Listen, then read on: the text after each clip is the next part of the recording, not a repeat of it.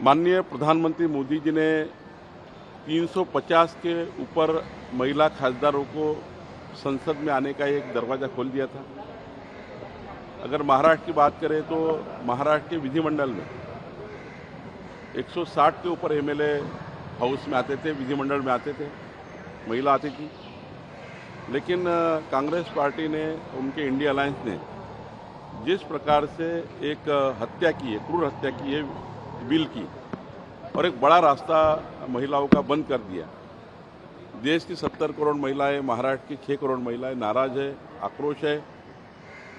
विकसित भारत के लिए जो एक बहुत बड़ा योगदान हमारी बहनों का संसद में होता था, हाउस में 350 मेरी बहनें सांसद होती थी, लेकिन कांग्रेस और इंडिया अलायंस ने जो बदमाशी की है, महिला के वोट लेना लेकिन महिलाओं के हित में काम नहीं करना, ये कांग्रेस का एजेंडा रहा है। इसके लिए पूरे देश में जनाक्रोश है, महाराष्ट्र में जनाक्रोश है, गली गली में जनाक्रोश है। तो ये मोर्चा हम निकालेंगे और इंडिया अलायंस को ये भुगतना पड़ेगा।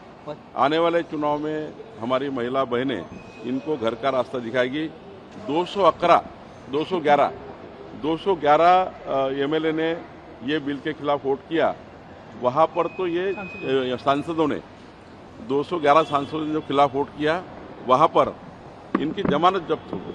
हमारी बहनें जमानत जब्त करेंगी क्योंकि उनके साथ घोर अन्याय इन्होंने किया है। संप आहे महाराष्ट्रामध्ये, आज संप आहे। पश्चिम बंगालमध्ये परिणाम दिसेल का तुम्हाला या आरक्षणाचा? सत्ता विरोधी लाट पश्चिम बंगालमध्ये दिसून येते। ज्याप्रमाणे पंतप्रधानांच्या रॅलीला समर्थन आहे, लोक गर्दी करतात, हेलिपॅडवर लाखो लोक येत आहेत, काय वाटतंय? ममता बॅनर्जीचा आकांड तांडव जे सुरू आहे, त्यांचे जे स्टेटमेंट चालू आहे, जी भाषा ज्या पद्धतीने रडकुंडीची करतायत, त्यावरूनच कळताय की पश्चिम बंगालमध्ये ममता बॅनर्जी घरी जाणार आहे।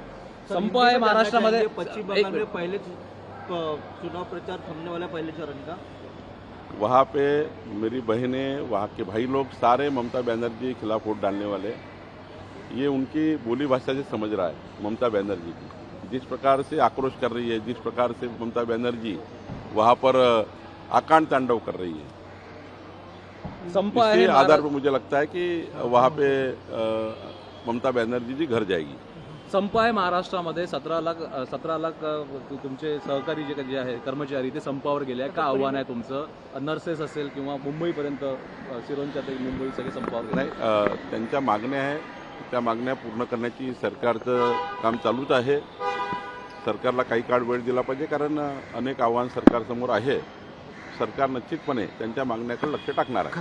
असा एक प्रश्न असा आहे, भोंदू खराची हजारो कोटींची संपत्ती आहे, शेकडो कोटींची संपत्ती सध्या स्कॅनरवरती आहे, हजारो कोटींपर्यंत जाऊ शकते। काय हे सगळं प्रकरण कुठपर्यंत पोहोचलं? महसूल मंत्री म्हणून तुमची काय माहिती आहे? मी तेच सांगतोय की SIT पूर्णपणे यामध्ये सर्वच बाजूने लक्ष घालत आहे। आर्थिक परिस्थिती, आर्थिकवर लक्ष घालत आहे, त्या ठिकाणी बाकी त्यांनी केलेल्या कुकृत्यावर लक्ष घालत आहेत। संपूर्ण प्रकरणामध्ये चारही बाजूने कारवाई चालू आहे, चारही बाजूने इन्क्वायरी चालू आहे, चारही बाजूने त्या ठिकाणी तपासाचा कुठलाही किंतु परंतु सोडला नाही। स्वतः मुख्यमंत्री यामध्ये लक्ष देऊन आहेत, आणि त्यामुळे मला असं वाटतं की अत्यंत सेन्सिटिव्ह चौकशी आहे, आणि यामध्ये जे काही बाहेर येतील त्यातून पुढील कारवाई होईल।